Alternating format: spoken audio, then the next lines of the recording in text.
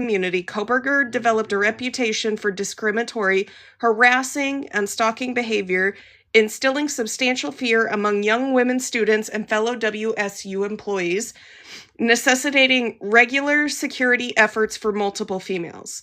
Despite receiving at least 13 formal reports of Kohberger's inappropriate, predatory, and menacing behavior, WSU failed to respond in a meaningful way and allowed Kohberger's escalating behaviors to continue unchecked. On November 13, 2022, a foreseeable and in fact predictable tragedy occurred when Kohberger entered the bedrooms of 4 undergraduate students and violently tabbed them to death. The death should not and would not have occurred if WSU had acted appropriately.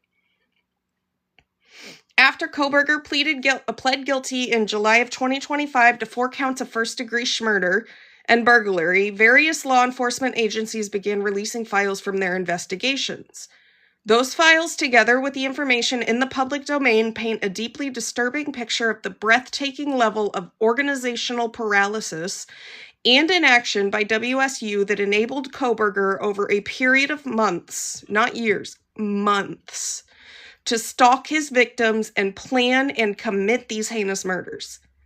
Before WSU brought Kohberger to the Pullman, Moscow community, he had a history of H addiction, had been arrested for theft, and had made numerous posts over a period of years on public online forums commenting about his inability to feel emotion and crazy thoughts. He had been removed from a vocational program in high school because of problems with women, and later local business owners had become so alarmed at his behavior towards young women that the staff kept electronic notes about him to warn female staff when he arrived. He also had pursued a graduate degree in criminology where he demonstrated a particular fascination with serial schmillers. Almost immediately upon Kohberger's arrival to the Pullman, Moscow community, he began demonstrating antisocial, disturbing, and menacing behaviors. In August of 2022, early in the semester, a fellow graduate student began leaving her office door open because she believed this guy, and this is in quotes, this guy was going to do something inappropriate with a student, and said that Kohberger struck her as a, quote, stalker or sexual assaulter type. Based on how Kohberger talked to and treated women, another fellow graduate student described him as a possible future rapist. And Kohberger's supervising instructor was aware that several female graduates had reported that they were very uncomfortable with interactions they had with him. Female graduate students also complained that he made them feel unsafe. He was noted to be obsessed with studying S-motivated burglars and serial unalivers. On multiple occasions and with multiple WSU female staff members and fellow students, Kohberger would regularly stand close to their desks, loom over them, and would block their exits from on-campus offices for long periods of time. One female graduate student reported that Kohberger would trap her in her office and try to talk to her about Ted Bundy's murders. Kohberger followed several female students and staff to their cars after hours. Multiple female students and staff members were so uncomfortable with Kohberger's behavior that security escorts were arranged for them after 5 p.m. Escorts that in some instances were provided by professors and in other instances by WSU Police Department. Certain of these staff members told others that Kohberger had been stalking them. Some graduate students report that they kept their on-campus doors shut in an effort to keep Kohberger out, while others left their doors open as a place of refuge for others if they felt threatened by Kohberger. In one instance, early in the semester, Kohberger so verbally attacked a female student in the classroom that she fled in tears, leaving all of her belongings behind. Kohberger was described as very angry, as if he had built up fury or rage. One sophomore student reported that Kohberger had followed her and told her bosses at WSU about the incident. In response, they told her she should not be alone with Kohberger, suggested the campus security should escort her out, and commented that she had not been the first person to report such problems with him. On other occasions, the sophomore supervisor would take her home so that she did not have to walk by herself or take public transportation, and she became concerned about all of the precautions that needed to be taken because of Kohberger's behavior. On more than one occasion, WSU employees would stay in rooms where Kohberger was engaging with one of their colleagues out of concern of the colleague should not be left alone. On another occasion, a WSU employee told her colleague to email her with the subject heading 911 if she needed help because of Kohberger. On yet another occasion, a WSU undergrad fled into a bathroom to hide from Kohberger because she was so uncomfortable with his, quote, scary behavior. As early as mid-September 2022, WSU professors were discussing the, quote, need to do an intervention with Kohberger because of his treatment of female students. By September, he'd been there since August, so by September or October 2022, a WSU professor believed that Kohberger was stalking people. One student learned that Kohberger had photos of her and another female classmate on his cell phone. It's so fucked up. Tap, tap, tap, please. Kohberger's victims were encouraged to report his behaviors, and a number of them did. The WSU Office of Compliance and Civil Rights had at least 13 formal complaints related to Kohberger, yet the individual in charge of acting on these complaints later reported that she had neither met or even spoken to Kohberger. One student complained that she was so unsatisfied with how prior reports about Kohberger had been handled, and she did not believe that WSU would adequately protect her from retaliation, but she continued to report her experiences to the program chair and other faculty, stating that Kohberger's actions made her feel unsafe. Another graduate student made complaints about Kohberger and was directed to copy them to another department at WSU, but she was reluctant to do so because she had bad experiences with that in the past. One female graduate student reported that she wondered why people in power in the WSU Criminal Justice Department did not meaningfully address Kohberger's behaviors. During one of the several faculty meetings where Kohberger was discussed extensively, one faculty member remarked, quote, "Mark my words, I work with predators. If we give him a PhD, that's the guy that in that many years, when he is a professor, we will hear he is harassing, stalking, and sexually abusing his students." The same WSU professor believed that Kohberger was already stalking people. Kohberger's supervising instructor, however, was concerned that removing him from the employment at WSU would open the university up to a civil lawsuit from Kohberger, thereby elevating the financial interest of the university above the safety and security of students, staff, and members of Pullman Moscow community. The WSU Police Department is intended to be a critically important bulwark when it comes to protecting students and community from sexual harassment, stalking, and dangerous predators. However, prior to Kohberger being hired at WSU and arriving in the Pullman Moscow community, the WSU Police Department had a long, troubling, and sordid history of tolerating and, in fact, fostering inappropriate sexual behaviors in its own ranks and discouraging complete and accurate reporting of such misconduct.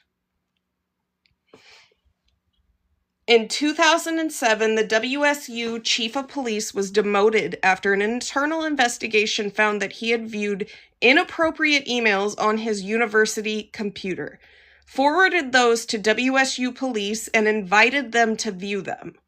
In 2011, WSU was fined over $80,000 by federal officials because of multiple sexual assaults that were not reported properly. WSU did not dispute the findings of the federal investigation. So not only was the university flawed, but the police department was flawed. In 2022, WSU undertook an investigation of improper sexual activities by the WSU police force involving allegations that an officer had sex with a victim in the presidential suite of Martin Stadium and the WSU Observatory while on duty. And the WSU Police Department leadership did not properly report the incidences. The investigation ultimately found the police department's leadership exhibited gross misconduct, incompetence, and neglect of duty in response of claims to misconduct. In August 2022, the WSU police chief, assistant chief, and captain all resigned prior to facing discipline for their actions. In response, WSU President Kirk Schulz issued a public statement indicating that, quote, WSU will not tolerate this kind of behavior nor the neglect of departmental command staff. A subsequent investigation into the offending officer during the fall semester of 2022 found he engaged in predatory grooming behaviors while in a supervisory role and had a history of misconduct, and that the WSU Police Command fostered an environment that discouraged reporting such misconduct. It was against the above-described backdrop of WSU administrative inaction and police department dysfunction that Kohberger arrived in the Pullman-Moscow community, immediately began engaging in overt harassing, stalking, and predatory behaviors, included repeatedly stalking over a period of months the 4 victims that he ultimately murdered on November 13th of 2022. Subsequent forensic examination of Kohberger's electronic devices revealed that he had performed many searches regarding home invasions, co-ed killings, and serial killers. Kohberger's search history also revealed internet searches about psychopaths, paranoia, and porn involving exclusively non-consensual acts. Kohberger's search history also included research on a serial killer named Danny Rolling, who murdered 5 college students in Gainesville, Florida, by entering a college apartment through a sliding glass door, masked and dressed in black, and stabbed his victims to death by using a Kabar knife, all features of Kohberger's latest murder. Subsequent law enforcement investigation also revealed that Kohberger had driven around the home of the murder victims in the middle of the night over a dozen times as early as August 2022. Despite having a formal threat assessment team, a now common practice at universities to proactively identify, assess, and manage individuals who may pose risk of violence, WSU wholly failed to follow the process with Kohberger, and instead allowed his dangerous behaviors to escalate while it simultaneously continued to support him financially, provide him with access to university resources and students, and keep him housed rent-free in the Pullman-Moscow community. As a result, WSU's actions and failures, 4 young college students were brutally murdered. So that's the first part. The second part lists the parties involved. The third part is factual allegations common to all counts. A, stalking is a serious and prevalent risk to college students. Stalking is a serious and prevalent threat facing college-age young adults both on and off campus. Up to 40% of college students, particularly women, report being stalked since entering college. The highest rates of stalking are often experienced by students 18 to 24 years of age. So it goes on to kind of describe the stalking and things like that, what the tactics are. And then it gets into recognizing the extreme danger that stalking can pose to students. Many universities have processes designed to ensure a coordinated response for reports of stalking or sexual violence that involve campus police, student affairs, and Title IX coordinators. Hi, everybody. WSU in particular has implemented policies and procedures designed to prohibit, prevent, and intervene in situations involving discriminatory, harassing, stalking, or predatory behavior, and it disciplines its employees and students who engage in these behaviors. WSU also has the ability to exercise sufficient control over its faculty, staff, and employees to manifest duties to control their behavior. WSU has policies and procedures to control conduct and prohibit and prevent discrimination, harassment, and stalking. As disclosed further below, WSU recruited Kohberger from the East Coast to the WSU Graduate School and hired him to be an employee at the university. WSU was obliged to control Kohberger under the requirements of the employee agreement with him. So if you're just coming in, the family filed a lawsuit, and there is a bunch of allegations in it that essentially the university was wholly aware that Bryan Kohberger was a danger to society, and they were essentially scared of a lawsuit, so they didn't really do anything. And in the 3 months that he attended WSU, from a little over 3 months, from about August to November, he had essentially gotten 13 allegations filed against him that the school didn't do anything about. So WSU gave Kohberger a written offer of employment to serve in the role of a teaching assistant, which Kohberger signed in agreement. Under the requirements of the employee agreement, WSU was obligated to control Kohberger. WSU policy provides that a teaching assistantship is an appointment in which graduate students' primary duty is teaching or serving as a teaching assistant. Kohberger's employment with WSU came with the conditions and obligations. Under WSU policy, one condition of employment was that Kohberger complete a sexual misconduct declaration prior to his hire. He had to declare whether he was the subject of any findings or investigations into sexual misconduct. A failure to provide complete and accurate information in this declaration can result in WSU withdrawing the offer of employment. Presumably, this sexual misconduct declaration is intended to identify and prevent potential inappropriate interactions with the undergraduate students that Kohberger would be interacting with in his employment with the university. WSU also had a policy requiring pre-employment background checks. Had WSU performed a comprehensive pre-employment background check on Kohberger, it likely would have revealed significant red flags and the risk of hiring Kohberger to bring him to the Pullman, Moscow community. So if you were not here earlier, one of the things that we read was that before they had hired Bryan Kohberger, back when he lived in his hometown and he was going to college, at least one of the bars there had an electronic notification so that women who were working there knew about him, because he was like a danger to them at that time. They knew about him. They knew he was kind of a stalker, predator, and they were doing everything they could to warn their coworkers about him as well, too. WSU was obligated to control Kohberger under the requirements of its graduate school policies and procedures manual. WSU was further obligated to control Kohberger under the requirements of its graduate school policies and procedures manual. As a teaching assistant and employee of WSU, Kohberger was required to abide by and meet the regulations and policies set forth by the Graduate School Policies and Procedurals Manual. WSU policies required that Kohberger be at work each normal workday, including periods when the university classes were not in session. WSU also states that, quote, as key contributors to the WSU community, graduate assistants have a responsibility to maintain high standards of professional and ethical conduct. Thank you.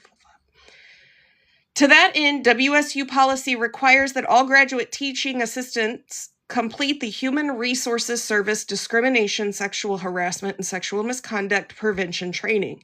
Failure to timely complete this training can result in a loss of employment at WSU. WSU was obligated to control Kohberger under the requirements of its Department of Criminal Justice and Criminology Graduate Handbook.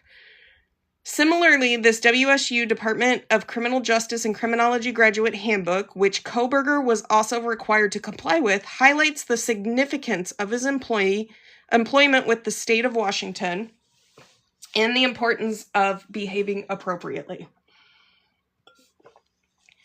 It should be remembered that TA appointments qualify the student to be an employee of both the university and the state. Students are expected to uphold the standards of professional conduct that are implied by the status. In particular, students should be familiar with policies regarding inappropriate workplace conduct, amorous relationships, and respect for undergraduate students. Unsatisfactory performance of a TA's responsibilities could result in a discontinuation of funding as determined by the chair in consultation with relevant faculty. So essentially, when everybody started filing these reports about him, they had the right to remove him. It was written in there. Like, you have undergraduate students, you have professors, you have graduate students that are having to be escorted to their cars at night by security because he's made them feel that unsafe. But they still kept him there. WSU's policies state the departments and programs working with teaching assistants should provide adequate supervision and training. WSU also was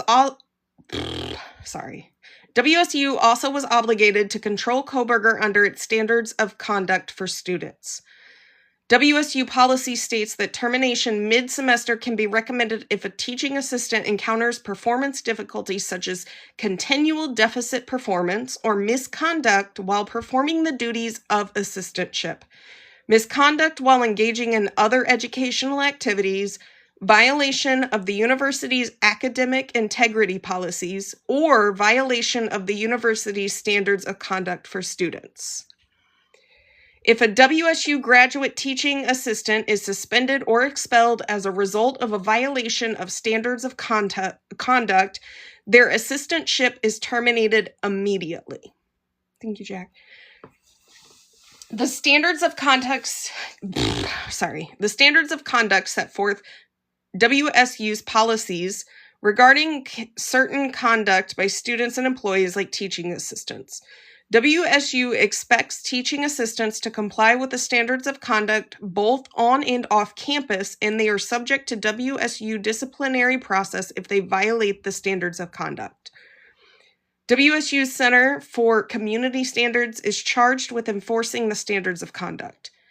A WSU representative previously testified in another lawsuit against WSU involving a student's death off campus that the Center for Community Standards can respond to reported violations that occur off campus if they create safety concerns or if they impact the reputation of the university negatively.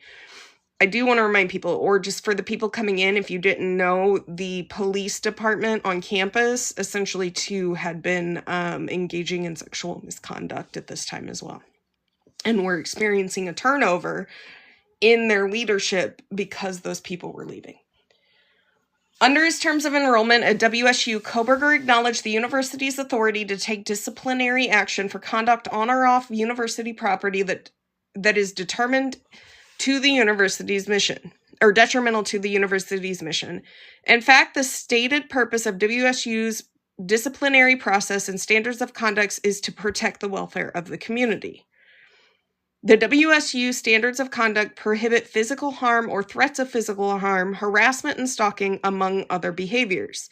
The WSU standards of conduct and Washington law define threat to include, but not limited to, a state of an intention to inflict pain, injury, damage, or other hostile action to another person. Threat can come in forms of actions or words.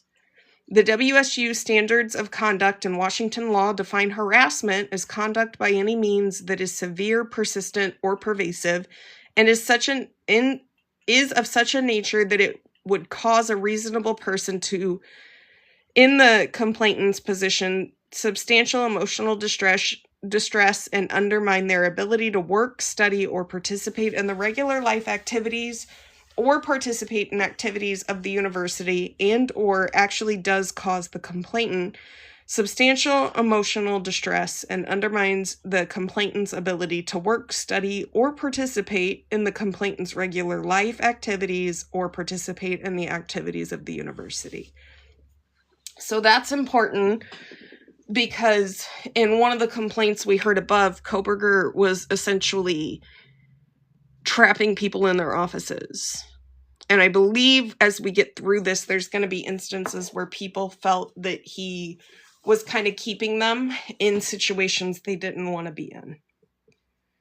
The WSU Standards of Conduct, Washington state law, and federal law define stalking as engaging in a course of conduct directed at a specific person that would cause a reasonable person to fear for their safety or the safety of others, or suffer substantial emotional distress.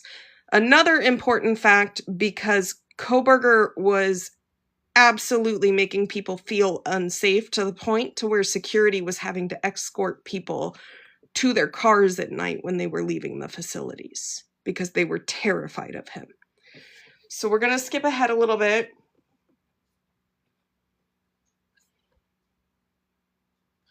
So the university also did have a threat assessment team that they didn't really utilize, and threat assessment teams, it's kind of going over it, are meant to basically come in and say, in a situation like where you have Bryan Kohberger, yeah, he's probably going to become violent, and how to handle the situation. WSU was further obligated to control Kohberger under the terms of WSU's Family and Graduate Apartment Agreement. One of the requirements of the apartment agreement was that while on the residential premise, Kohberger had to abide by all local, state, and federal law and WSU rules and regulations. One of the amenities that WSU provided to Kohberger as part of the apartment agreement was free internet access, both wired and wireless. He agreed to abide by the network service agreement in order to access WSU's ResNet internet network. WSU was further obligated to control Kohberger under the terms of this network service agreement. WSU ResNet provides users with access to all publicly available resources on the internet. In other words, WSU does not put any technical or physical restrictions on what a user could potentially access or do on the internet. WSU acknowledges that some of the information available may contain language or images and subjects intended for adult audiences. Some information available over the internet may even be illegal to transmit or possess. Examples of this include, but are not limited to, child pornography, illegal exports of software, distribution of copyrighted material, distribution of chain or pyramid schemes, phishing, sending of unsolicited bulk emails, e.g. spam, and other fraudulent or questionable activity. The apartment agreement states that inappropriate use of computers on the WSU provided network can result in loss of network privileges.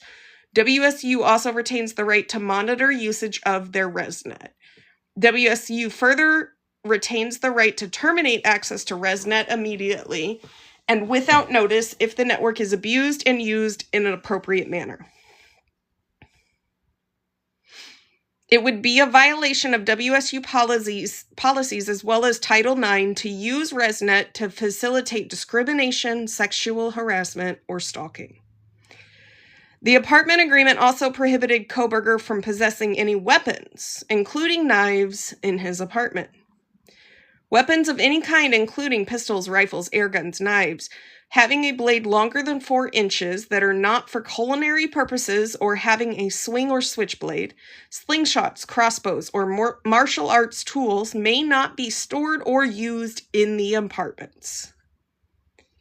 WSU explicitly retained the right to have an agent of WSU enter Kohberger's apartment at any reasonable hour for purpose of inspection, and WSU retained the right to enter the apartment without notice. Failure to abide by and adhere to the rules and regulations in the apartment agreement or failure to abide by other WSU policies and regulations could result in a termination of the apartment agreement and removal from the premises. Similarly, repeatedly disturbing other occupants and or violating WSU policies could result in termination of the apartment agreement and removal from the premises.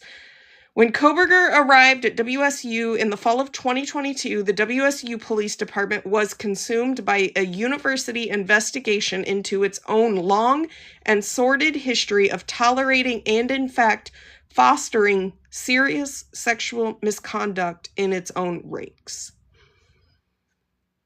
WSU employs and operates its own police force, which is intended to be critically important bulwark when it comes to protecting students and the community from sexual harassment, stalking, and dangerous predators.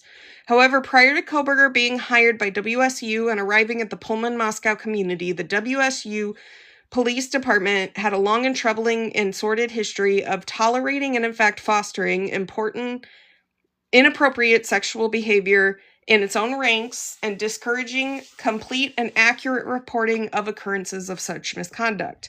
When Kohberger arrived in the Pullman, Moscow community for the 2022 semester, WSU was roiling from sexual misconduct allegations and a related investigation that resulted in the resignation of WSU Police Department senior leadership.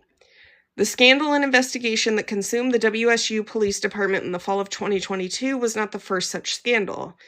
In 2007, WSU's police chief, Steve Hansen, was demoted from his position after a WSU internal auditor's investigation concluded that Hansen had viewed emails containing inappropriate content on his university computer.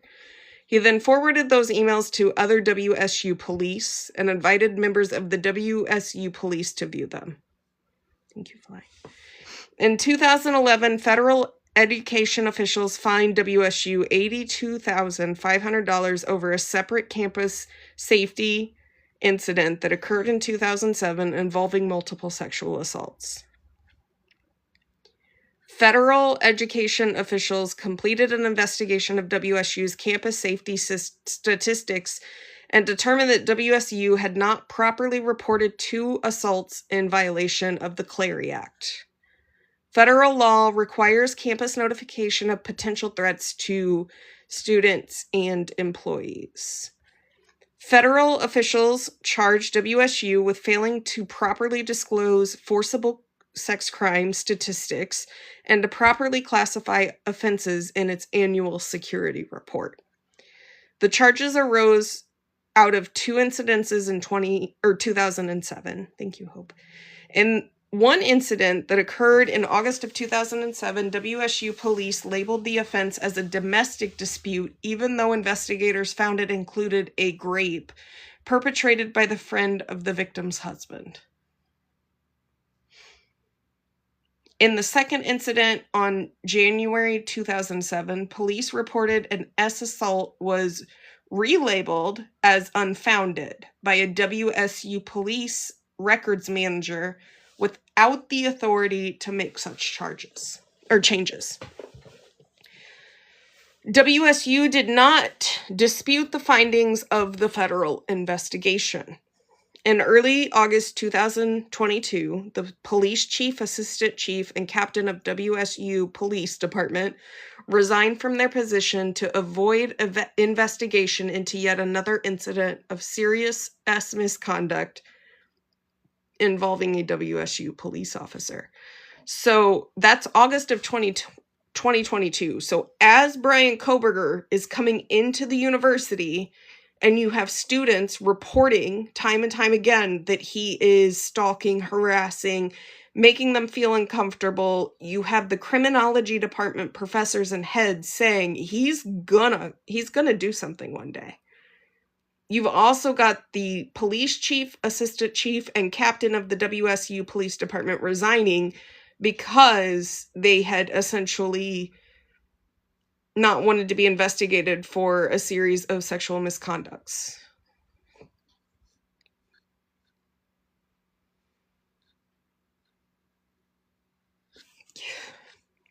This is fucked up.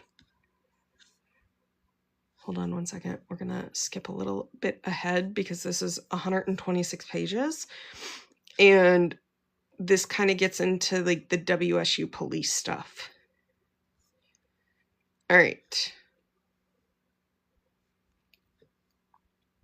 As discussed in detail below, around the same time period, WSU CCR office had received numerous formal complaints about Kohberger's discriminatory, harassing, stalking, and predatory behavior, but had not acted on those complaints or even met with or spoken to Kohberger about them. Born in 1994, Bryan Kohberger grew up in rural eastern Pennsylvania. In high school, Kohberger was overweight, bullied, and had difficulty developing relationships with female students. It was later reported that Kohberger had autism spectrum disorder. Later in school, Kohberger lost significant weight and became more aggressive with classmates. Over a number of years before he came to the Pullman, Moscow community, Kohberger made numerous public posts on an online forum called the Visual Snow or Static Forum. People with visual snow report seeing small moving dots across their fields of vision. Kohberger posted about his, quote, crazy thoughts, depersonalization, inability to feel emotion, that he had a blank soul, and his despair. Kohberger posted online that, quote, as I hug my family, I look into their faces. I see nothing. It is like I am looking at a video game, but less. Kohberger wrote that he could do, quote, whatever I want with little remorse. Kohberger also wrote about an array of mental health challenges that he faced, including anxiety, depression, depersonalization, lack of emotion, and, quote, his constant thought of schmuicide. Kohberger also developed a H addiction, so heroin, while in high school that he funded in part by theft. Kohberger attended a law enforcement vocational program in high school, but was kicked out of the program his junior year due to a series of complaints from female classmates. According to the administrator of the program, to be removed from the program, the conduct has to be pretty severe. Kohberger was then transferred to an HVAC vocational program because it didn't have any female participants.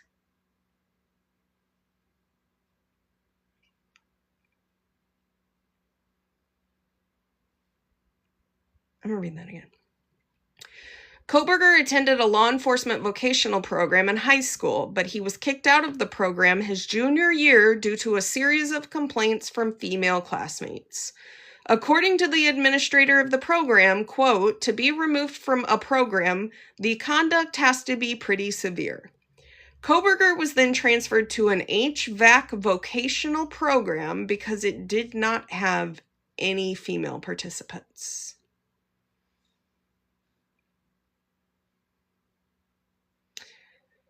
Kohberger did not attend the vocational program his senior year and finishes his high school degree online, graduating from Pleasant Valley High School in 2013.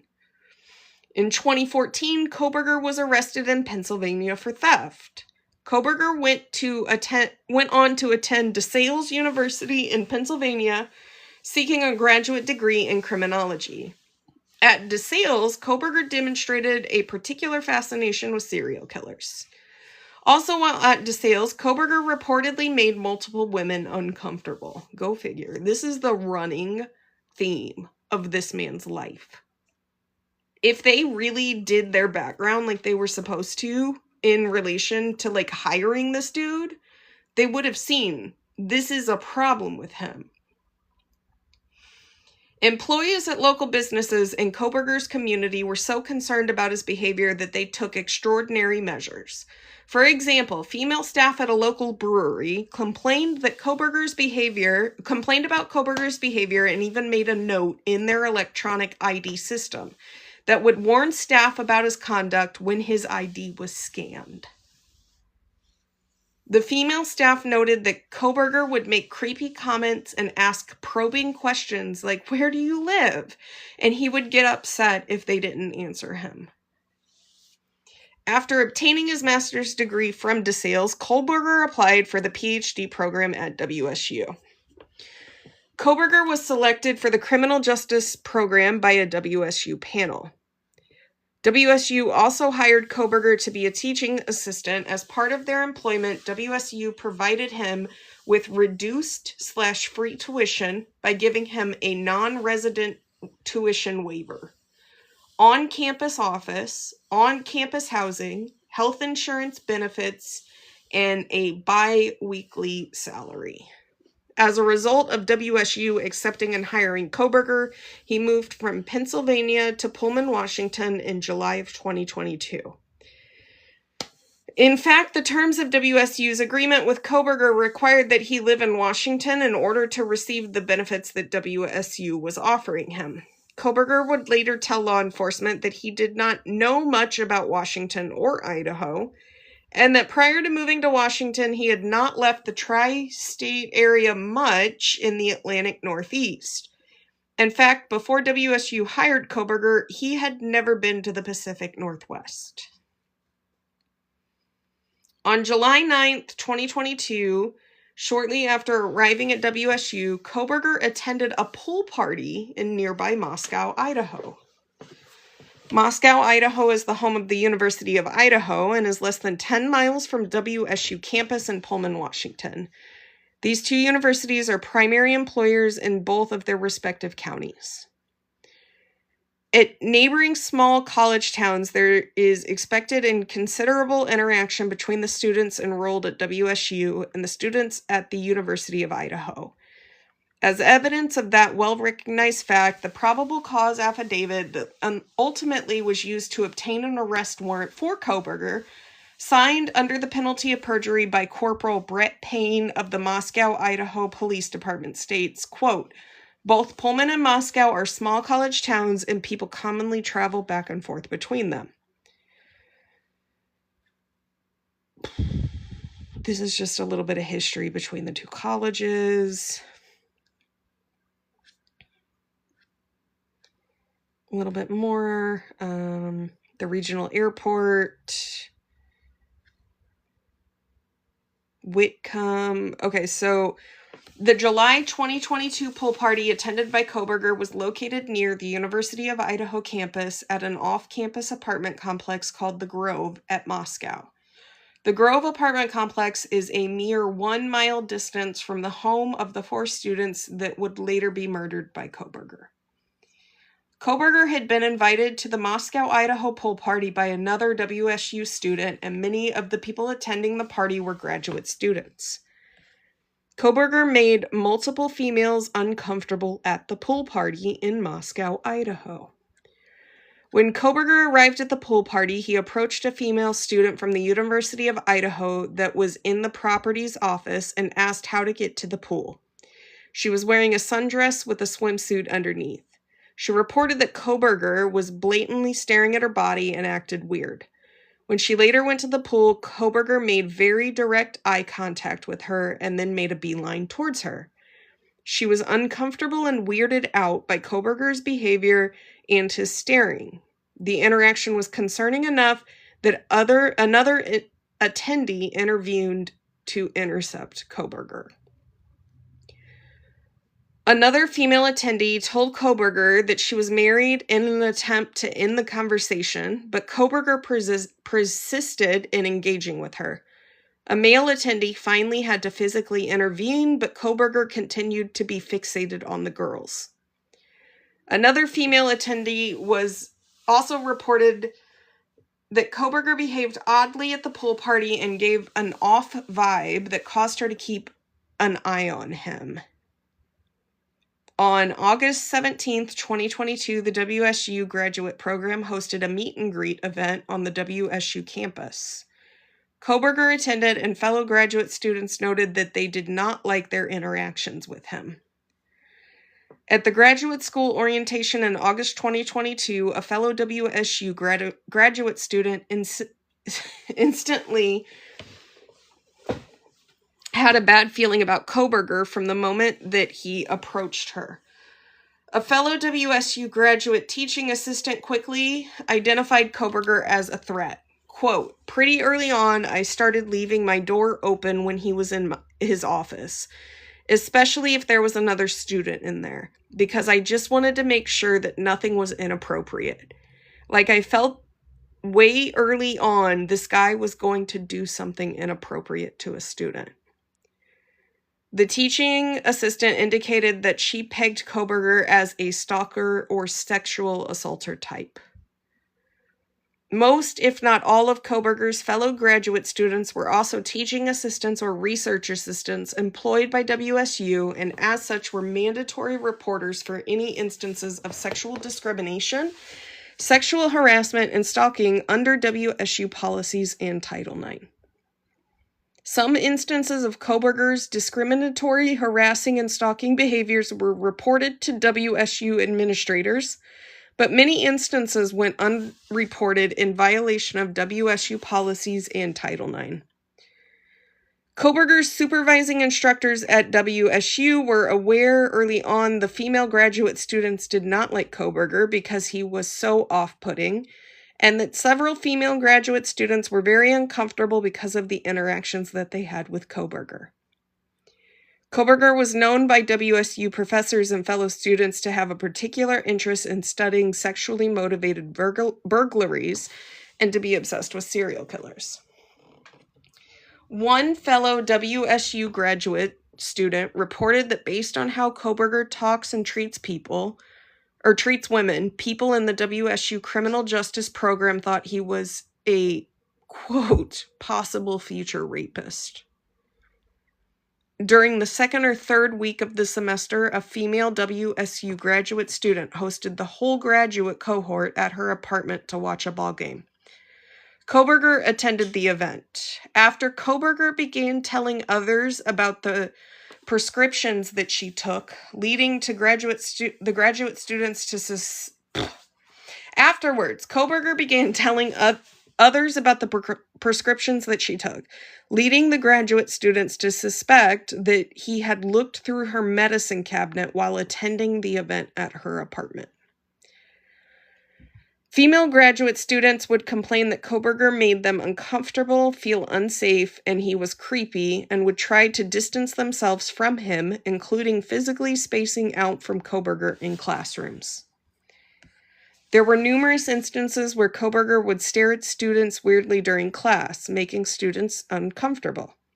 Kohberger's supervising instructor at WSU believed that Kohberger did this in a way to display power and dominance. Kohberger's supervising instructor also was aware of a complaint made by a senior student that Kohberger stared at her a lot in class and that it made her feel uncomfortable. Kohberger would engage in similarly inappropriate behavior with WSU instructors. The instructors under whom Kohberger served as her undergraduate student assistant reported that she would regularly interact with him and that he was frequently in her office. The instructor stated that Kohberger would stand behind her while she was working at her desk and stare over her shoulder. The instructor had another WSU professor escort her to her car at the end of the workday because Kohberger's behavior was of such concern. Kohberger's inappropriate behavior with the instructor also was reported to WSU professors. Another female WSU staff member described Kohberger as creepy and stated that he would simply stand at her desk and stare at her or her coworker. She also observed Kohberger physically blocking her coworker in her desk area. Kohberger would also follow the female staffer and her coworker to their cars at the end of the day, causing her to arrange for escorts at 5 p.m. after work to safely get to their cars. Keep in mind, he was only at the university for 3 months when this was happening. Like, this all happened within a 3-month time span. It's not like it was spread out over years. It was fucking immediate. There were also numerous instances where Kohberger would block the door and trap female graduate students in their campus office for long periods of time. In one instance, a WSU professor heard a female graduate student say, quote, "I really need to get out of here," and the professor intervened by going to the office to allow the female student to leave. One female graduate student reported that Kohberger would trap her in her office and that he would try to talk to her about the Ted Bundy murders. Some WS graduate students would try to keep their on-campus office doors closed in order to keep Kohberger out. Sorry, I have a puzzle piece. Kohberger was perceived by female classmates as dominant and sexist and was disrespectful to female instructors. Kohberger's co-workers at the WSU criminal justice program believed that he was an incel, or involuntarily celibate, and was sexually frustrated. By September 2022, Kohberger had developed a reputation at WSU for, quote, being a dick. Kohberger also developed a reputation at WSU for being very homophobic. Kohberger would pick fights with other WSU classmates, and his arguments would leave the class upset. Kohberger was described as very angry, as if he had built up a fury or rage. Please, everybody, tap. Kohberger tended to be aggressive while interacting with female colleagues who would get agitated, argumentative, and confrontational during class instruction as well as out of the classroom, often prompting other classmates to intervene. In one instance that occurred during the first few weeks of the semester, a confrontation with Kohberger made a female student so upset that she fled the classroom in tears during the middle of the class, leaving her possessions behind. Professors in the WSU graduate program were aware of the incident at the time that it occurred. The student later filed a complaint against Kohberger with the WSU CCR office. Now keep in mind, the WSU CCR office said they got the complaints and they never talked to him. The student filed a complaint with the goal of creating documentation of the incident should further issues arise with Kohberger. Kohberger was supposedly spoken to about this inappropriate behavior, but nothing further was done about this incident. Kohberger's female classmates kept a board with a running tally of his behaviors in female instructor-led classes versus male instructor-led classes, as well as documenting his discriminatory comments and behaviors with colleagues and instances of aggressively staring at students. During one particular class, Kohberger stared at a female student 9 times. WSU professors were aware of the tally board concerning Kohberger's behavior. Keep in mind, this is a criminal justice department. In another incident, Kohberger asked out a fellow WSU staff member who rejected his advances, and then he followed her outside to her car. The WSU staff member told another female WSU graduate student that Kohberger had been stalking her. This resulted in another report being filed with WSU's CCR office. Colleagues in the WSU criminal justice program also were aware that undergraduate students were uncomfortable around Kohberger. Kohberger's office mate, a fellow WSU teaching assistant for the criminology program, was aware that Kohberger attempted to use his authority as a TA to inappropriately interact with female students. The office mate thought that Kohberger wanted a girlfriend and would frequently talk about his desire for a girlfriend. A 19-year-old WSU sophomore first met Kohberger when he came to her student office. Shortly after, Kohberger started coming to her office nearly every day to talk. Kohberger's office was located in a different building, or different part of the building. Margo, you need to go outside. You go outside, sweetheart. You come here. He did not have a particular reason to be in the area of the sophomore's office. The topics of the conversation became more personal rather than focused on the studies or work of WSU teaching assistants. The sophomore would try to focus on her work, but Kohberger would remain in her office whether or not she interacted with him. She described her interactions with Kohberger as uncomfortable. On one occasion, the sophomore returned to her office to find Kohberger inside. Wait, he was inside her office when she got there? She told him that she was closing the office and he followed her outside. Kohberger then asked if she wanted to get coffee, but the sophomore declined and stated that her girlfriend was coming to pick her up. The sophomore told her bosses at WSU about the incident. In response, they told her that she should not be alone with Kohberger and suggested she have campus security escort her out. Her bosses at WSU also told the sophomore that she was not the first to report such problems about Kohberger. Jesus Christ. Kohberger continued to come to the sophomore's campus office when she was alone. On another occasion, Kohberger stood directly behind the sophomore's chair as she was working. He stood directly behind her for a while and did not move until another WSU advisor came into the room. The sophomore was told that WSU staff had talked to Kohberger as many as 5 times about his inappropriate behavior. When she would see Kohberger in the hallway, he would physically corner her and attempt to force conversation, even though the sophomore tried not to engage. The sophomore found these experiences to be scary, especially when she was alone.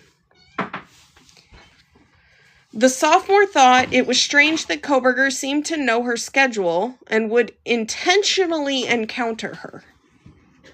In another incident, the sophomore saw Kohberger walking outside as she was locking up her campus office. Kohberger made eye contact with the sophomore through the window, as if he was looking for her in anticipation, and then entered the office building. In order to avoid contact with Kohberger, the panicked sophomore fled to the bathroom to hide. She hid out of instinct due to how uncomfortable contact with Kohberger had become. Out of concerns over Kohberger, the sophomore's boss at WSU would occasionally take her home so that she would not have to walk by herself or take public transportation. Sorry. He's driving me nuts. I'm trying to do this. Sorry. Hurry up.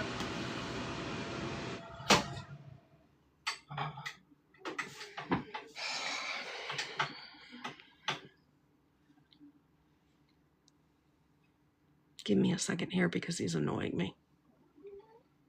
I'm your husband. It's my job. I don't want to talk over a microwave, so I'm gonna let him.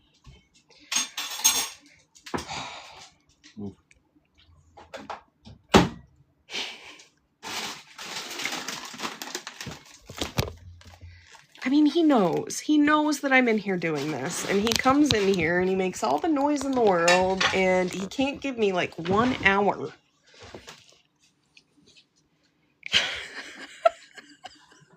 Keep driving me nuts. Can you hurry up? Jesus Christ.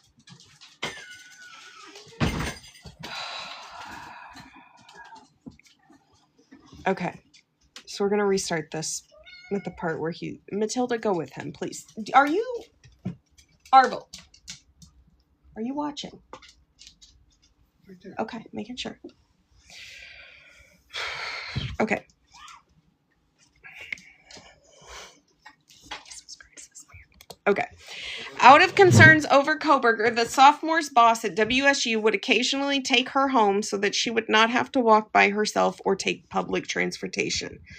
The sophomore became concerned about how many precautions needed to be taken because of Kohberger's behaviors. In another incident, the sophomore's neighbor informed her that someone was lurking outside of the window of her residence and warned her to lock her door. She later learned that Kohberger lived nearby. Kohberger's supervising instructor at WSU was aware that the sophomore had made complaints about Kohberger's behavior. Another female undergraduate student who attended a class where Kohberger was the assigned teaching assistant reported that he always seemed to be staring at her when she would look up. She also noted that Kohberger would intentionally leave the class at the same time as her and follow her to her car. Later, that student learned that Kohberger had photos of her and her female classmates on his cell phone. A WSU employee who was assigned to work with Kohberger began receiving complaints in late August 2022 from students and staff in the criminal justice program about Kohberger's inappropriate behavior. Because of these complaints, the WSU employee spent a lot of time, at least once a week, speaking about Kohberger during different disciplinary meetings. Hey, Margaret, can you go? Go. These meetings focused on Kohberger's interactions with fellow graduate students in and out of the classroom, along with his behavior around some of the criminal justice professors. The various complaints included outspoken discriminatory comments which were homophobic, ableist, xenophobic, and misogynistic in nature. Other complaints included that Kohberger would stare at people and stand uncomfortably close or lean over women, making them uncomfortable. As a result of the complaints, the WSU employee brought Kohberger to her office to talk about the complaints and attempt to get him to correct his behavior, but Kohberger deflected personal responsibility. On more than one occasion, WSU employees would stay in a room where Kohberger was engaging with a WSU colleague out of concern that the colleague would not be left alone with Kohberger. In one instance, a WSU employee told the colleague to email her with the subject heading 911 if she needed help. Another WSU professor was asked by WSU staff to check in on another colleague because Kohberger had been harassing her. A fellow female WSU graduate student was asked by WSU to start keeping track of Kohberger's behaviors towards her. The student had already made an informal report about Kohberger to WSU, but she did not like the way WSU responded because she felt that they would not adequately protect her from retaliation. The student continued to report her experiences with Kohberger to WSU, including the program chair and other professors, and report that Kohberger's actions made her feel unsafe. Another fellow female WSU graduate student made multiple complaints to WSU about Kohberger's behaviors. She was directed to copy her complaints to another WSU department, but she was reluctant to do so because she had a bad experience with this in the past. As early as mid-September 2022, WSU professors were discussing the, quote, need to do an intervention with Kohberger because, quote, he's offended several of our female students. When asked, quote, how do you want to handle this, another WSU professor responded, quote, let's see when we have more info. We're a month into him being at the college. A month.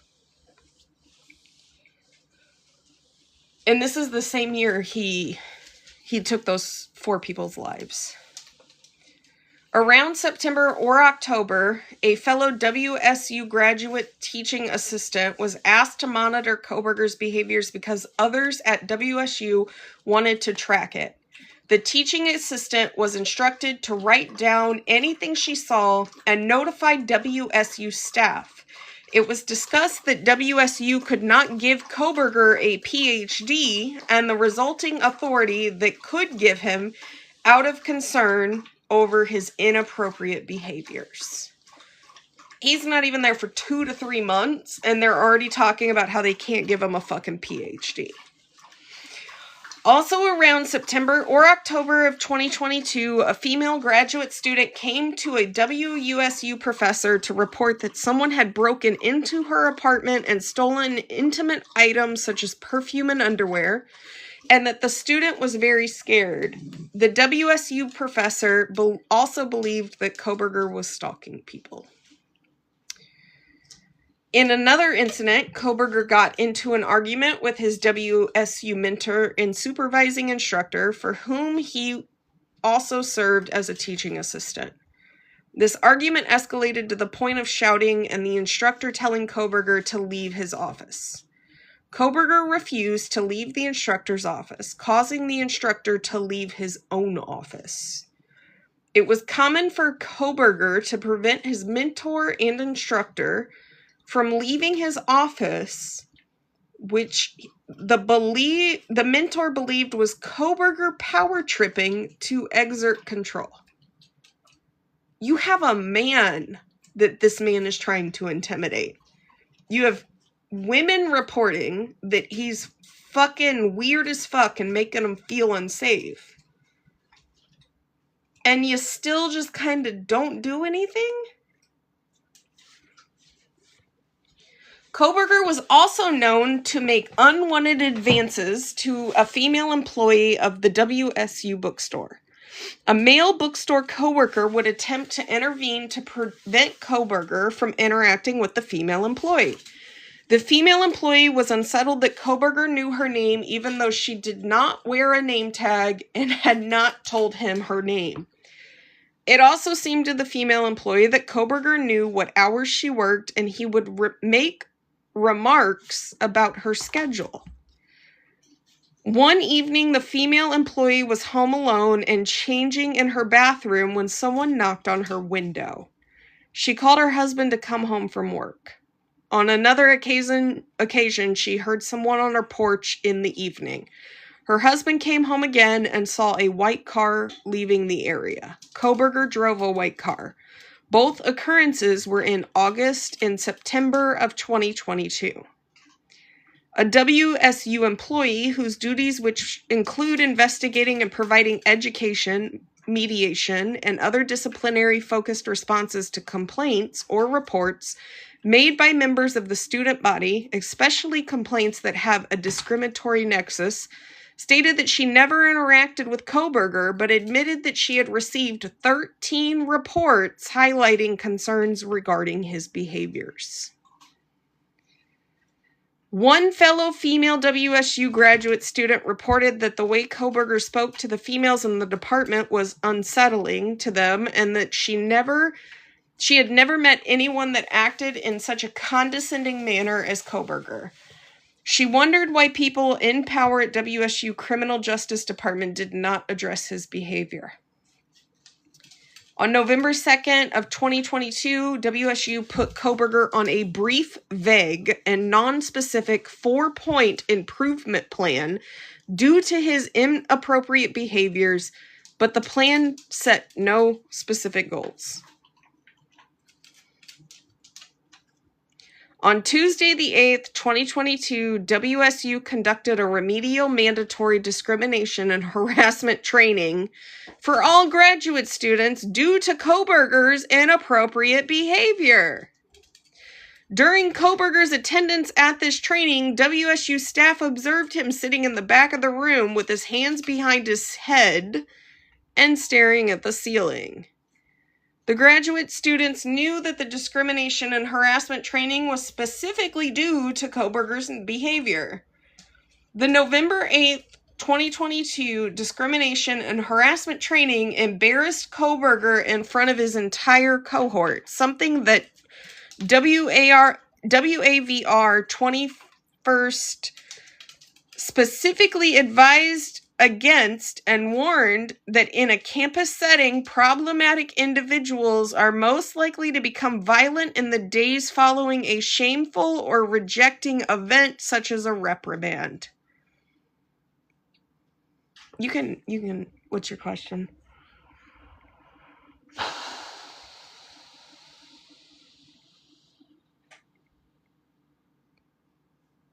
I can't believe this. Like, I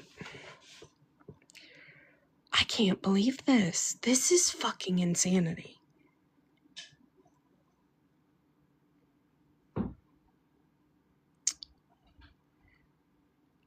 Like, they knew.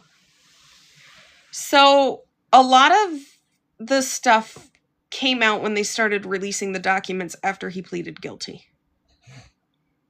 but a lot of people haven't heard it yet.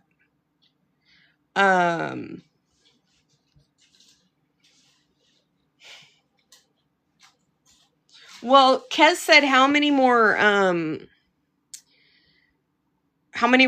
reports did they need before they took action? And honest to God, it seems like 4. And those 4 had to result in 4 people losing their lives.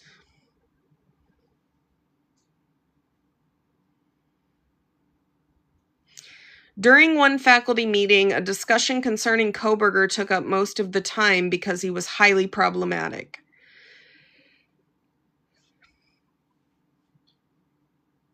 Okay, I don't like it when people come in and act as if, like, a lot of people know about something just because it's out. Like, it's just kind of a weird vibe. A lot of us hadn't heard about this, so maybe don't assume everybody's heard about it. During one faculty meeting, a discussion concerning Kohberger took up most, and also this wasn't posted until the 7th of January, by the way. This is the actual lawsuit. So we're reading the lawsuit that was posted January 7th, so it hasn't been out for a really long time. During one faculty meeting, a discussion concerning Kohberger took up most of this time because he is highly problematic. Concern was expressed about Kohberger's behavior around women, including that he was aggressive towards women and made them feel uncomfortable. The WSU faculty discussed if or how they could intervene. One WSU professor warned her colleagues at the meeting that Kohberger was a predator. Quote, "He is smart enough that in 4 years we will have to give him a PhD. Mark my word, I work with predators. If we give him a PhD, that's the guy that in many years, when he is a professor, we will hear he is stalking, harassing, and sexually abusing his students at whatever university he ended."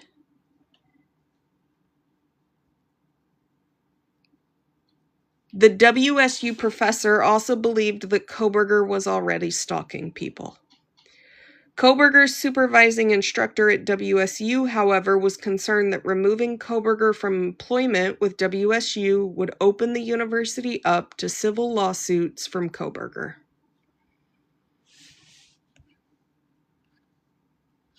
Despite numerous complaints about Kohberger's behavior from students, faculty, and staff, WSU failed to properly and adequately intervene or take steps to mitigate and prevent further threatening, dangerous, and predatory behavior by Kohberger. WSU had actual knowledge of significant problematic and dangerous behavior that should have caused WSU to perform a formal and comprehensive threat assessment on Kohberger. For example, WSU did provide safety escorts to concerned staff and students, evidence its awareness of the significant danger that Kohberger posed to the Pullman, Moscow community. They fired him after the murders. He started there in August of 2022.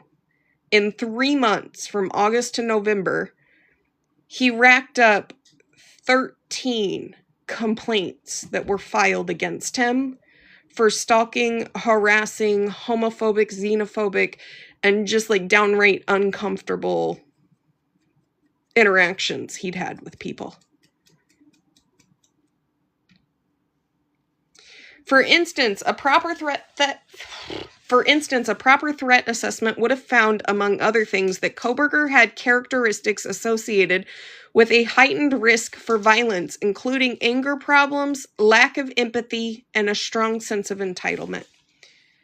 Also, it had pointed out in the beginning that if the university had done an assessment of Kohberger like they were supposed to do, they may have found out that there was a strong background of inappropriateness with women.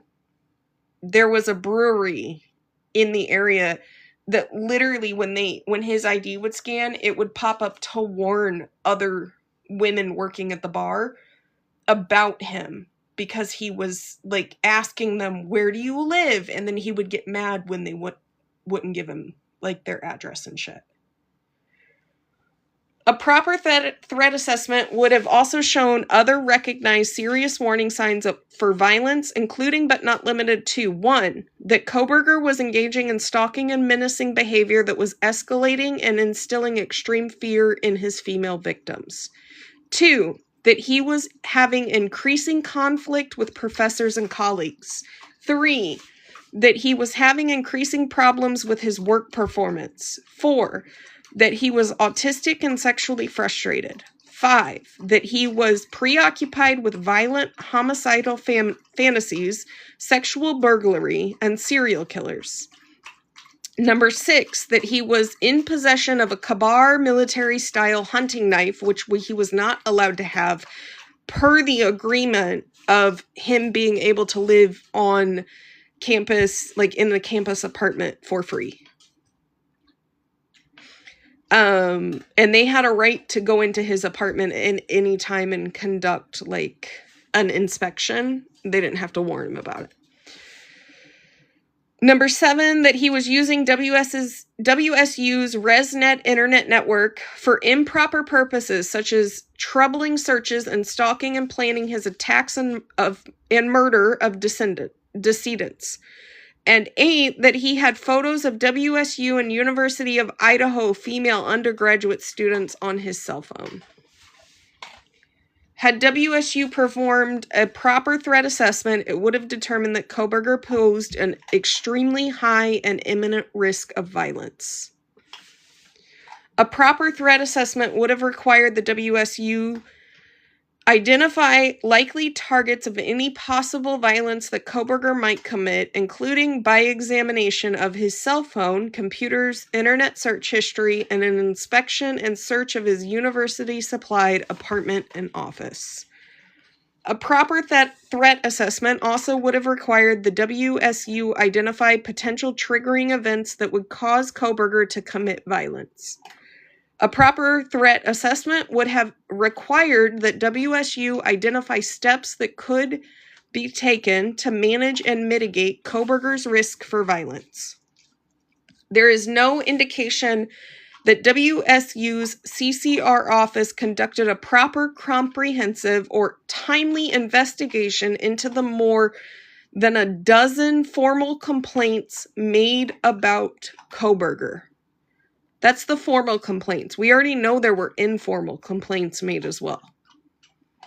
There is no indication that WSU did any of these things. Instead, for months, it continued in a state of organizational and bureaucratic paralysis while continuing to employ Kohberger as a teaching assistant, continuing to provide Kohberger with housing, health benefits, free tuition, free internet access, continuing to pay Kohberger's salary, and continuing to provide Kohberger with academic studies focused on criminal behavior that fed his preoccupation and obsession with sexual assault and mass murder. Kohberger commits mass murder, which was foreseeable to WSU. On the weekend immediately following the November 8th, 2022 discrimination and harassment training, which I will remind people was specifically implemented because of Kohberger. Kohberger commits mass murder, which was foreseeable to WSU. This is the lawsuit, by the way. This is the lawsuit and what it claims. In the early morning hours of November the 13th, 2022, while he was still employed by and enrolled at WSU, Kohberger stared through the back window of a home at 1122 King Road in Moscow, Idaho, Kings Road resident, immediately adjacent to the University of Idaho. Kohberger, masked and dressed in all black, entered the Kings Road residence by slipping through a kitchen sliding glass door at the back of the home. Kaylee Goncalves was heard to frantically yell in fear, "Someone's here." Kohberger was heard to say, "It's okay, Kaylee, I'm here for you." Using a military-style Kabar knife, Kohberger then violently stabbed to death 4 victims that were later identified by police as Kaylee Goncalves, Madison Mogan, Xana Kernodle, and Ethan Chapin. It's a photo of the victims. They were undergraduates. Police found defensive knife wounds on both Xana and Madison's hands. Kaylee was unrecognizable as her facial structure was extremely damaged. Two other female residents of the King Road residence survived the encounter. A surviving 19-year-old resident of the King Road residence reported to police that before the murders, Kaylee had seen a shadowy figure watching her from the tree line at the back of the residence, which had freaked her out. Kaylee had also told her family and roommates about a stalker in Moscow, Idaho that had followed her to her car. The 19-year-old resident of the King Road residence also reported to police that she and another roommate were often freaked out at the home because they felt someone was watching them from outside the back window. During the time of the murders, the 19-year-old resident heard Kaylee crying and Kohberger telling Kaylee that he was there for her. On November 13th, 2022, and in the days following, both WSU and the University of Idaho sent alerts to students and staffs about the murders and potential ongoing risk. After the quadruple murders, but before Kohberger was identified as a suspect, Kohberger's supervising instructor at WSU considered the possibility that Kohberger had committed the murders. Similarly, fellow WSU graduate students also immediately thought Kohberger committed the murders. Kohberger's office mate and fellow teaching assistant employed by WSU observed a large scratch on Kohberger's face which looked like scratches from fingernails. Other members of WSU's criminal program also observed wounds on Kohberger's hands following the murders. None of the members of the WSU criminology program, however, notified law enforcement about Kohberger's behavior or their suspicions about his potential involvement in the murder. Video evidence led the Moscow, Idaho Police Department to believe that the white Hyundai Elantra may have been involved in the murders. On November 25th, 2022, the Moscow Police Department asked the Pullman, Moscow area law enforcement agencies to be on the lookout for a white Hyundai Elantra. In response to the request on November 29th, 2022, WSU police officer Daniel Tango searched a WSU database for white Elantras registered with WSU and identified a 2015 white Elantra with a Pennsylvania license plate registered to Kohberger, residing at 1630 Northeast Valley Road, apartment 201, Pullman, Washington. No apparent action was taken by WSU at this time. WSU owns and operates the village where he was and had provided Kohberger with residence there as part of his employment with the university. Now, what we previously established too earlier was that due to Kohberger's relationship with the university and having been hired by them, at any point in time, they didn't have to give notice. They could go into his apartment and do a search to make sure that he was abiding by the rules. And some of the rules include that he was not allowed to own any type of weapon, and the type of knife that he had actually was considered a weapon because it wasn't culinary and it had to be under 4 inches. In the 2022 fall term that then ended in mid-December, and Kohberger promptly returned back to his home in Pennsylvania. Only after the murders and after the semester had concluded did WSU make the belated decision to terminate Kohberger's teaching assistantship, cut Kohberger's funding, and remove him from the graduate program. As part of the ongoing investigation into Kohberger, the Moscow Police Department obtained Kohberger's cell phone records in an effort to determine if Kohberger stalked any of the murder victims prior to the killings or conducted surveillance on the King Road residence. A subsequent examination of Kohberger's cell phone confirmed that he was stalking female students at both WSU and the University of Idaho, with dozens of photos of students, many in bathing suits. Kohberger's cell phone records also revealed that he had been in the area of the Kings Road residence on at least 12 occasions prior to November 13th, 2022. All but one of these occasions occurred in the middle of the night. On one occasion, Kohberger was in the area of the King Road residence on August 21st, 2022, from approximately 10:30 p.m. to 11:30 p.m. On December 30th, 2022, Kohberger was arrested for burglary and 4 counts of murder at his family's residence in Pennsylvania.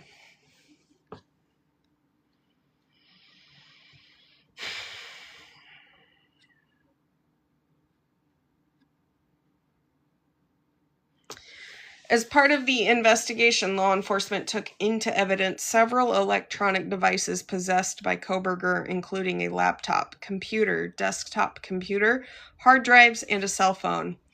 Set forth above, one of the amenities that WSU provided to Kohberger was the apartment in Steptoe Village was free internet access, both wired and wireless, through WSU's ResNet internet network. Forensic examination of Kohberger's devices revealed an alarming and menacing history of internet use. Kohberger had performed many internet searches regarding home invasions, burglary, co-ed killings, and serial killers. For example, Kohberger had researched a serial killer named Danny Rolling.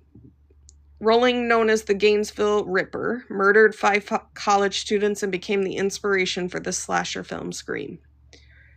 In the middle of the night, Rolling entered a college apartment through a sliding glass door, masked and dressed in all black, and stabbed his female victims to death using a Ka-Bar knife, chilling facts suggesting that Kohberger murdered his victims in copycat fashion.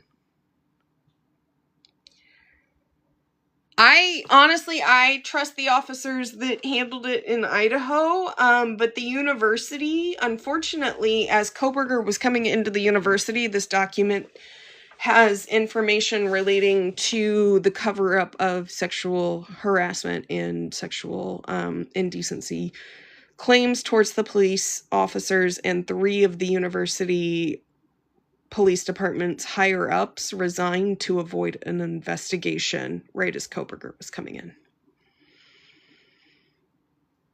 Kohberger searched for porn exclusively involving non-consensual sex acts, using terms such as aggressive, forced, drugged, sleeping, passed out, and voyeurism. Kohberger's cell phone also contained numerous photos of students at WSU and the University of Idaho, including acquaintance of some of the murder victims. Apparently, in preparation for the murders, Kohberger turned off his Wi-Fi and cleared his search history. Forensic examiners believe that this was an attempt to conceal his location and potential evidence that would show he was not at his WSU Steptoe Village apartment at the time of the murders.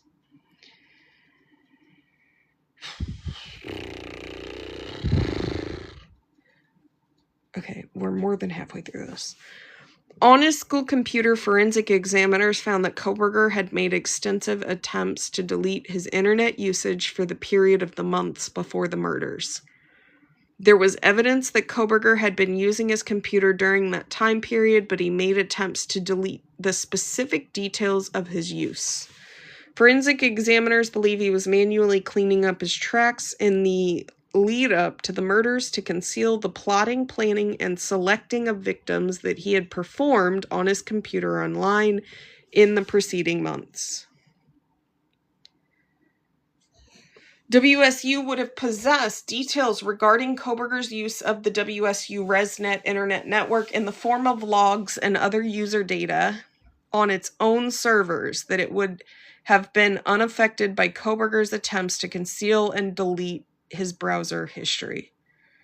There is no indication, however, that forensic examiners were given access to WSU's data, which, upon information and belief, likely still exist unless WSU has deleted it. It is reported that Kohberger had followed some of the murder victims on their Instagram accounts and had repeatedly messaged one of the female victims who rejected his advances. This is about the trial.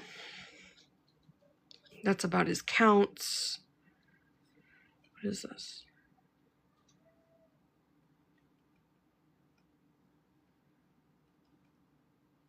Okay.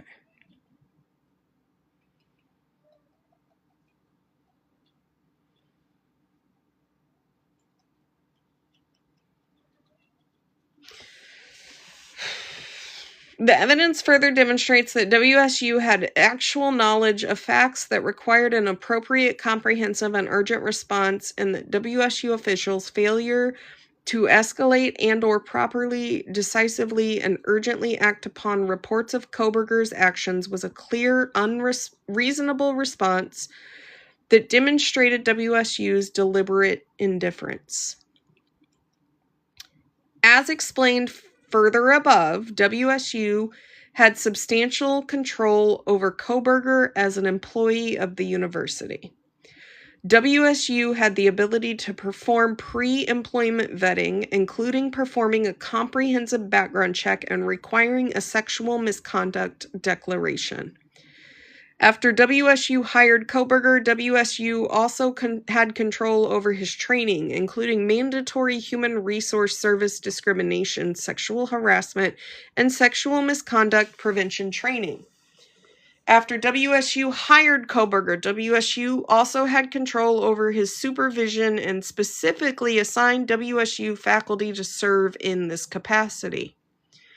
Kohberger was subject to numerous WSU policies and procedures that set forth the obligations he was expected to perform, as well as the behaviors that he was prohibited from engaging in, both on and off campus, and including periods when the university classes were not in session. Though its unique employment and financial relationship with Kohberger, WSU exerted substantial control over his conduct by providing him with a salary, housing, medical benefits, tuition, and free internet access, all of which WSU conditioned on Kohberger's good behavior and which WSU could revoke. No, he did it. That's why he pleaded guilty. We're not even here to debate if he did it or not. Also, like, it's fucking weird to me that there are people who sympathize for him. Like, I get it. Ted Bundy had his sympathizers, but it's fucking weird to me. The man literally pleaded guilty to this bullshit because he knew he did it.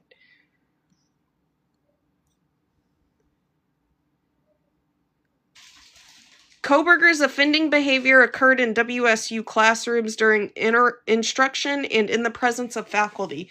As early as the first week of the semester. He couldn't even make it a fucking week.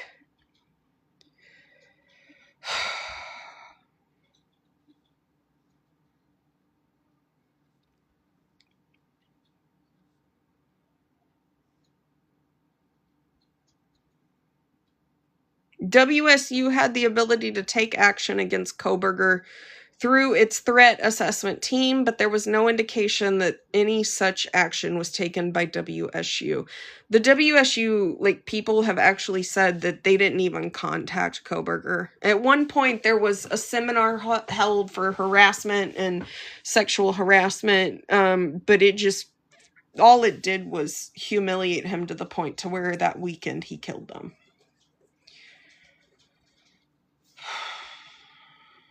WSU ultimately did terminate Kohberger's employment and eliminated his funding, but not until after he murdered 4 young students. Also, as a reminder, his overarching professor, the person he was student teaching for, they all didn't basically do anything because they were afraid it would open them to a lawsuit, like the university.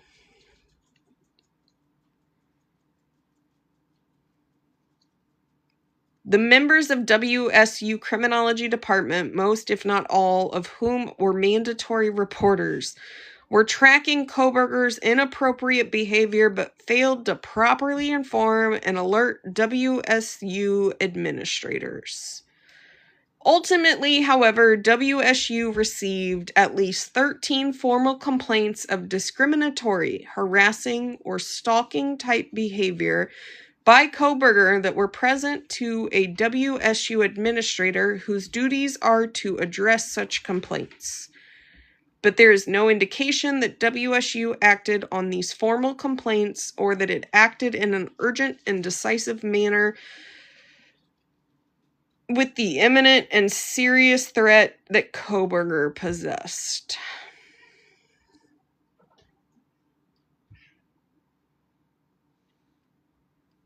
Kohberger's supervisor at WSU even advocated that disciplinary action not be taken against Kohberger out of fear that he would sue WSU, thereby putting the financial interest of the university above the safety of the Pullman Moscow community.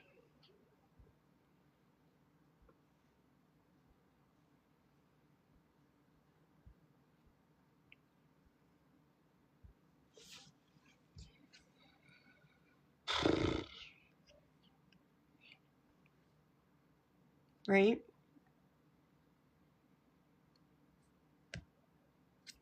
And then it goes on to kind of repeat everything again in summation.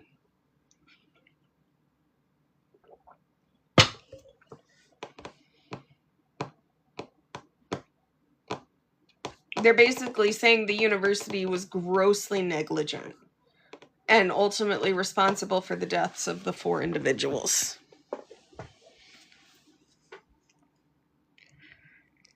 And that if they would have acted in an appropriate manner, this wouldn't have happened to them. My argument would be it would have happened to somebody. If being reprimanded in a public way that everybody knew they were attending a harassment seminar because he was harassing everybody set him off, being told get the fuck out of here would have set him off too. It's another form of public humiliation to him. But it goes to show the university was aware and they didn't do anything. They prioritized the financial well-being of the university. I would rather take an L on getting rid of this man and protect the lives of other people than keep him around and see what happen. But call me fucking crazy.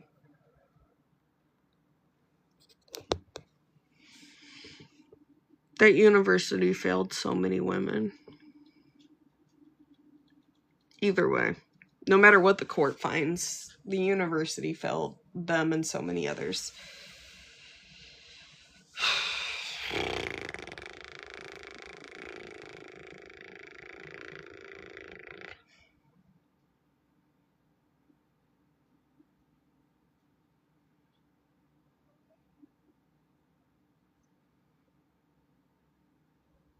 So, yeah.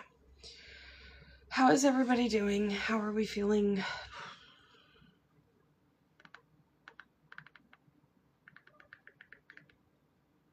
It's a lot to take in. And we didn't read every page of the 126 pages.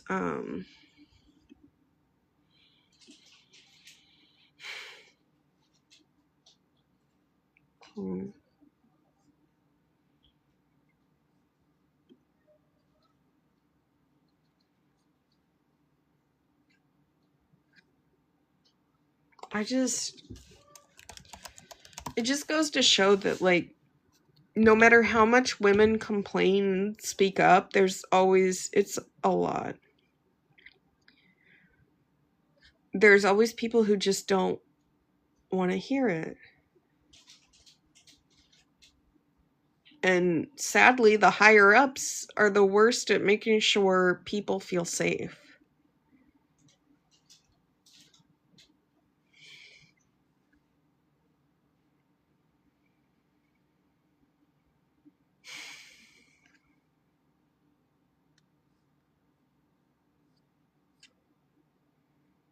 It sounds like the entire department was afraid of him, to the point to where they were afraid if they got rid of him, he would sue the school. But I don't know why you're prioritizing the school when you have a code of conduct set up to define what is appropriate and what is inappropriate for your student teachers and your graduate students and your...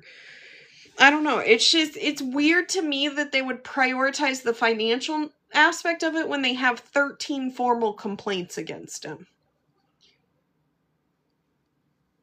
You have 3 months, 13 complaints, plus the informal complaints. But let's just say 3 months, 12 weeks, you've got a complaint a week. And they started the week that he started. Yeah. I mean, the staff had security escorting them to their cars because they were terrified of this man. Yeah.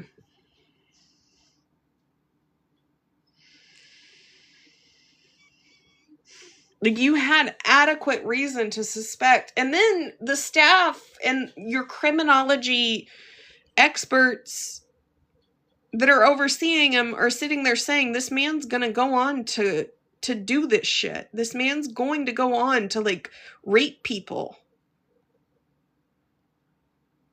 Like, they were flat out saying, Bryan Kohberger, one day, if we give him a... Like, they were saying, we cannot give him a PhD because this is what's gonna happen.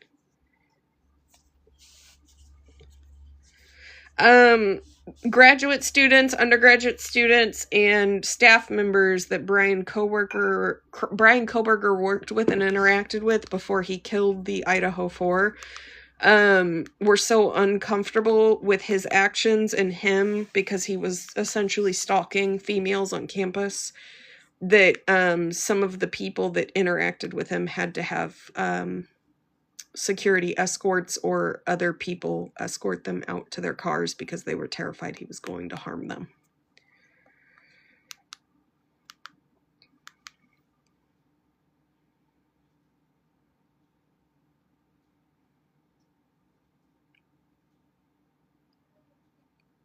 The family filed a lawsuit in January against him, and we found out about it today, so we did a whole live reading it. I'll post this on YouTube so that people can go back and listen. Links in my bio. I think I'm going to get off here. That was a lot. It was a lot of reading. Oh my God. And I'll get it downloaded, but there are several videos that I did find. If the university had done their job according to the lawsuit, they would have found that prior to moving to the Moscow area, when he lived back where he came from, there was at least one brewery in the area where, when his ID got scanned, it warned the female employees about him because he was essentially a danger to them. He didn't really have a trial. He pleaded guilty to it before it went there.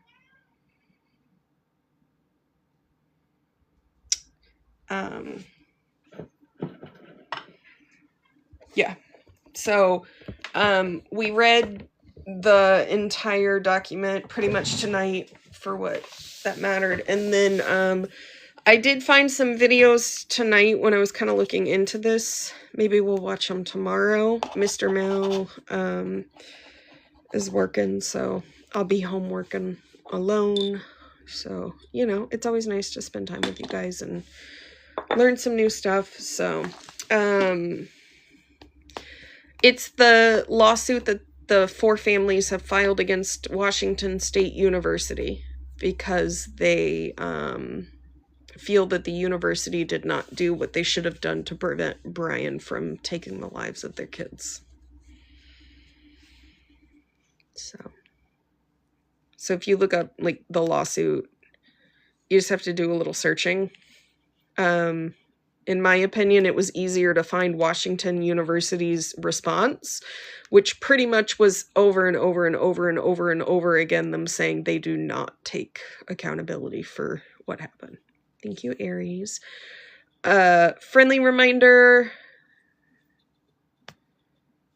if anybody does have a need for anything vintage, my link is in my bio.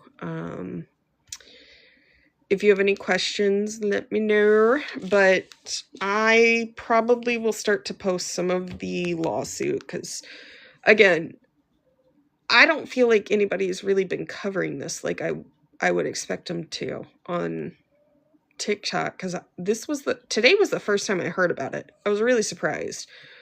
And I follow a couple true crime people. And this isn't really an active investigation. It's already into the courts, so I don't feel bad following this one.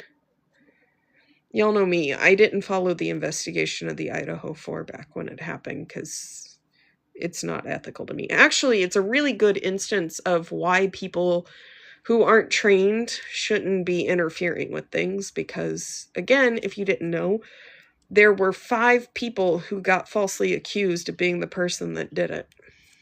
And one of them was a veteran who suffered heavily from PTSD that took his life shortly after the murders had occurred in the area. So he wasn't even around to defend himself at that point. So yeah. Yeah, it's a really sad story. And then the neighbor who lived across the way that did a news interview, people didn't like that he wasn't comfortable enough on TV. They said it was sketchy. So he got blamed for a while for being the murderer.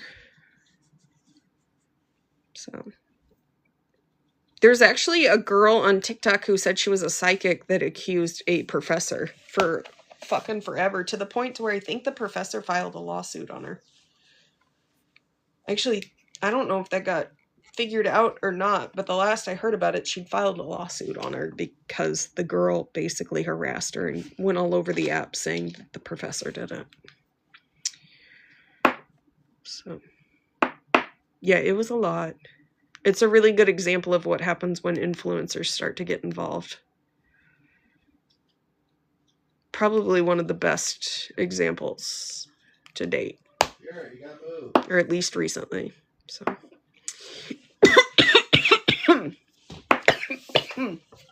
All right, guys. I'm going to get off.